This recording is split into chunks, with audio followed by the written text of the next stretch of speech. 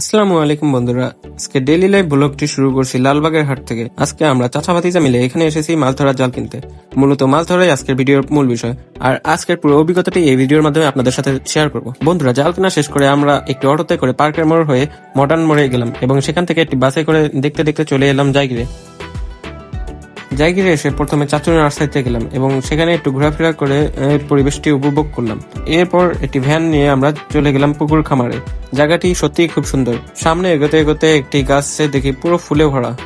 কাছে গিয়ে ভিডিও করতে করতে দেখি সেখানে একটি বিড়াল ঘুরে বেড়াচ্ছে। মনে হলো সে যেন আমাকে স্বাগতম জানাচ্ছে। গাছটির কিছু ছবি এবং রিলস শুট করে আমরা একদম শেষের পুকুরে গেলাম, কারণ আর সেখানে আজকে মাছ ধরবে। এরপর দেখি চাচু নতুন জাল দিয়ে মাছ ধরার প্রস্তুতি নিচ্ছে। প্রথমবারের মতো জাল ফেলতেই কয়েকটি মাছ জালের উপর লাফিয়ে উঠলো।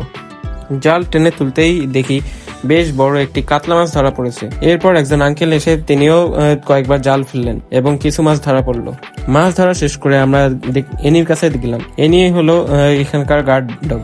এনির কাছে আসার সাথে সাথে সেই বিড়ালটি আবার এখানে লাগানোর চেষ্টা করছি। দৃশ্যটি দেখে আমার কাছে মনে হলো যে এ যেন টম অ্যান্ড জেরির কার্টুনের বাস্তব রূপ। এরপর কিছুক্ষণ সুন্দর পরিবেশ উপভোগ করে আমরা আবারও অটোতে করে জায়গিরে ফিরে এলাম।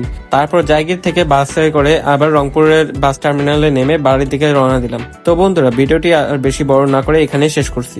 আশা করি ভিডিওটি আপনাদের ভালো লাগছে। আবারও দেখা হবে নতুন কোনো ব্লগে। আসসালামু আলাইকুম।